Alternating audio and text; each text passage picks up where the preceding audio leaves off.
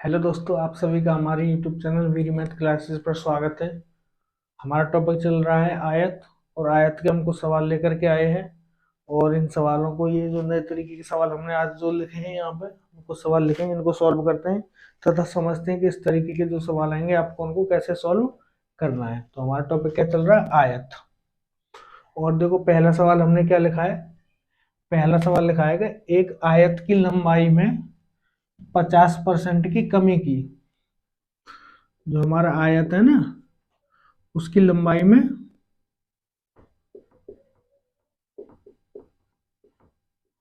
50% की कमी करी हमने, और चौड़ाई में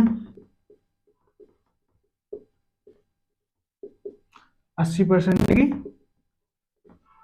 वृद्धि कर दी। तो उसका जो क्षेत्रफल है,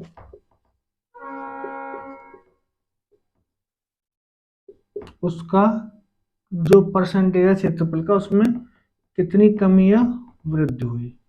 इसका मतलब है हमारे पहले एक आयत था, उसकी कुछ लंबाई थी कुछ चौड़ाई थी। अब हमने क्या किया, उसकी जो लंबाई है उसमें 50% की कमी कर दी है, और जो चौड़ाई है उसमें 80% की वृद्धि कर दी है। तो अब जो क्षेत्रफल आ रहा है वो पहले क्षेत्रफल से कितने परसेंट कम या कितने परसेंट ज्यादा होगा। तो इस तरीके के सवाल जो करते हैं, आज हम बताते हैं तुमको और अच्छे से कि जो सवाल आएंगे उनको आपको सॉल्व करना है। इसमें एक चीज देखो, ये हमारा क्षेत्रफल है, इसमें हमारे एक क्षेत्रफल है, और जो क्षेत्रफल का हमने परसेंट निकालना है, तो हम क्या करते हैं, लंबाई और चौड़ाई को दोनों को 10 मानते हैं। जो पहले बाद में, ठीक है। एक चीज देखो, लंबाई और चौड़ाई हम मानेंगे। पहले जो लंबाई थी वो थी 10, पहले जो लंबाई थी वो थी 10, और जो चौड़ाई थी वो भी थी 10। कभी भी ध्यान रखना, अब अगर आप क्षेत्रफल का जो क्षेत्रफल का आप सवाल निकाल रहे हो, तो हमेशा आयत का निकालो या वर्ग का निकालो, आयत या वर्ग का निकालो। और क्षेत्रफल का आप सवाल निकाल रहे हो, इस तरीके का सवाल आ रहा है कि भुजा में 50% की कमी कर दी या 80% की कमी कर दी या वृद्धि कर दी, तो हमेशा जो भुजा को मानोगे आप पहले 10 मानोगे। इस सवाल को करने का मैं फायदा बता रहा हूँ, 10 मान के करने का फायदा क्या है।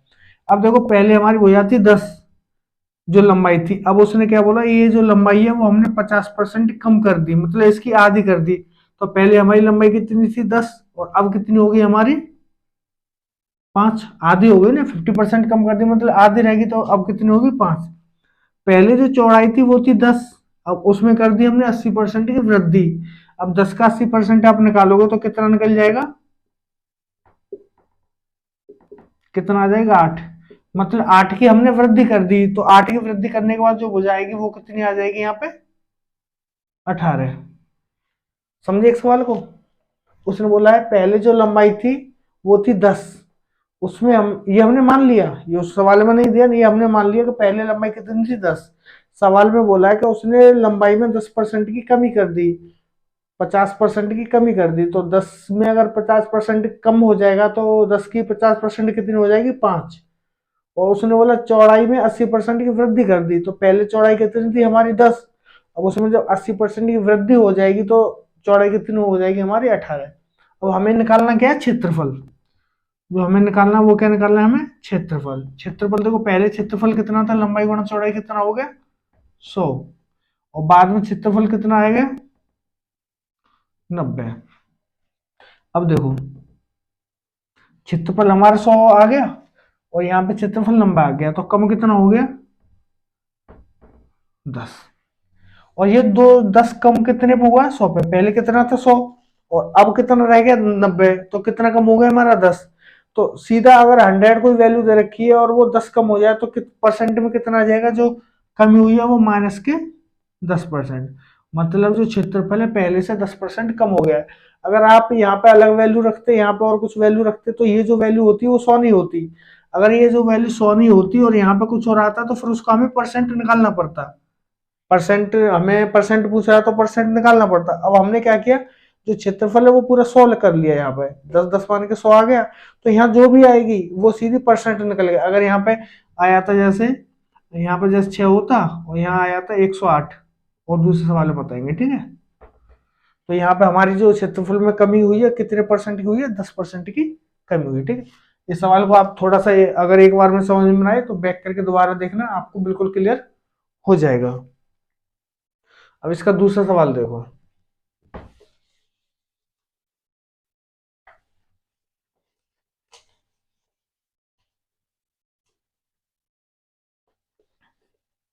दूसरा सवाल बोल रहा है एक आयत की लंबाई में, दूसरा सवाल हमारा क्या बोल रहा है, एक आयत, देखो ये रहा दूसरा सवाल, एक आयत की लंबाई में हमने 50% की वृद्धि कर दी, तो उसके क्षेत्रफल में कितने परसेंट की कमी या वृद्धि होगी, ठीक है।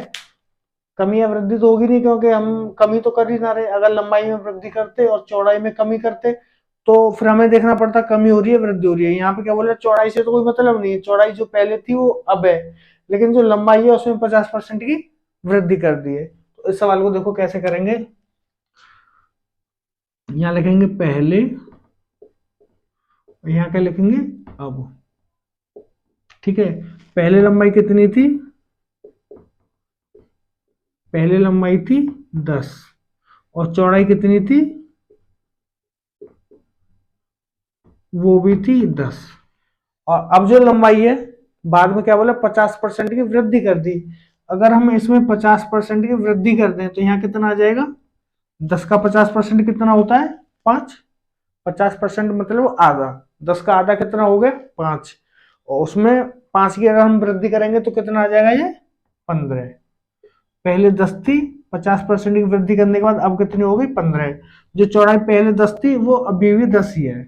उसने केवल लंबाई में 50% की वृद्धि कर रही है, चौड़ाई से उसे कोई मतलब नहीं। उसने बोला एक आयत की लंबाई में 50% की वृद्धि करने पर उसके क्षेत्रफल में कितने परसेंट की वृद्धि हो जाएगी, ठीक, कितने परसेंट की वृद्धि हो जाएगी। अब देखो हमारा पहले जो क्षेत्रफल था वो कितना आएगा, यहाँ क्या लिखेंगे,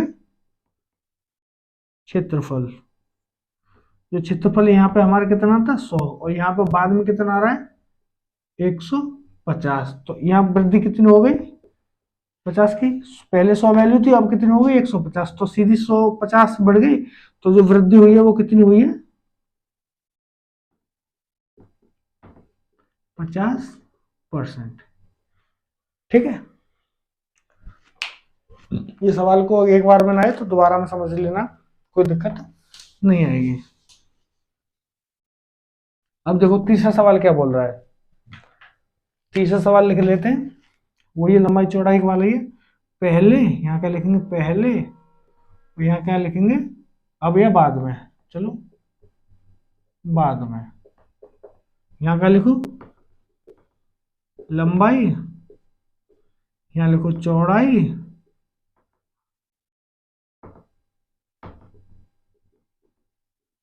और इनका मल्टीप्लाई करके क्या आ जाता है, क्षेत्रफल। उसने क्या बोला है, लंबाई में 25% की वृद्धि कर दी। लंबाई में, एक आयत की लंबाई में 25% की वृद्धि कर दी, एक आयत की लंबाई में 25% की वृद्धि कर दी, जिससे उसके क्षेत्रफल पे, अच्छा से दोबारा सुनो, एक आयत की लंबाई में 25% की वृद्धि कर दी है। अब बोल रहा है कि हमें चौड़ाई में कितने परसेंट की कमी करें कि क्षेत्रफल समान रहे, क्षेत्रफल समान रहे। अब एक चीज देखो, पहले लंबाई चौड़ाई को 10 मान लो, तो पहले लंबाई कितनी थी 10, और 10 का 25% आप निकालोगे तो कितना आ जाएगा, 10 का 25% मतलब 10 का एक चौथाई। कोई वैल्यू कितनी होती है 100%, 100% ये कोई वैल्यू है, ठीक है। इसका आधा कितना हो जाएगा 50%, और इसका एक चौथाई ये हो गया 1/2, और 1/4 कितना हो जाएगा 25%, ठीक है। 1/4 कितना हो जाता है 25%। तो उसने क्या बोला है, वैल्यू 10 थी, उसमें 25% की वृद्धि हो गई, 25% का मतलब 1/4 कर दिया, तो 10 का 1/4 कितना हो गया 2.5, 2.5। अब ये वृद्धि हो रही है तो ये कितना हो जाएगा 12.5। 10 में अगर हम 25% की वृद्धि करें, मतलब 10 में अगर हम 2.5 जोड़ दें तो कितना आ जाएगा 12.5। और चौड़ाई में कितने परसेंट की कमी करें, देखो हमारी चौड़ाई कितनी है, चौड़ाई उतनी की उतनी है, और इसमें कितने परसेंट की कमी करें, यहाँ कितना लिख दिया मैंने x।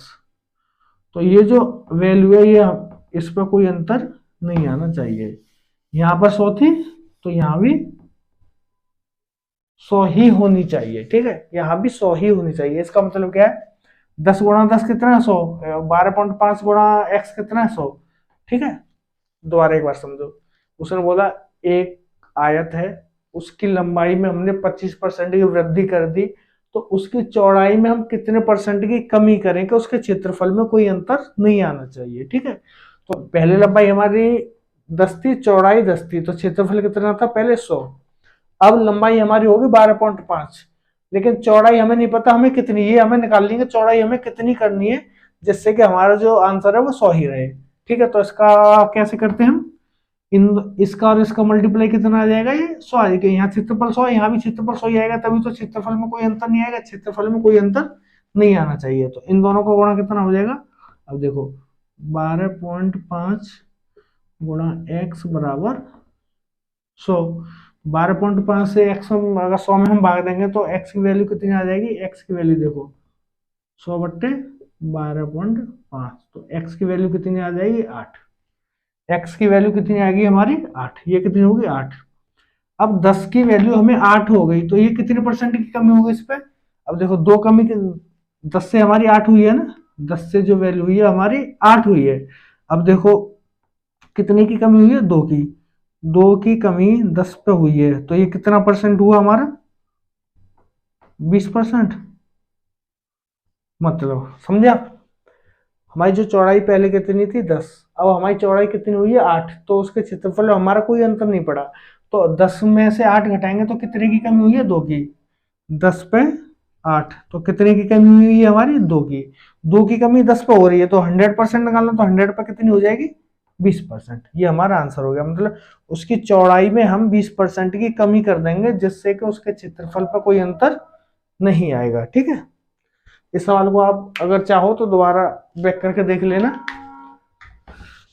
सवाल आपका पूरी तरह से क्लियर हो जाएगा, ठीक है।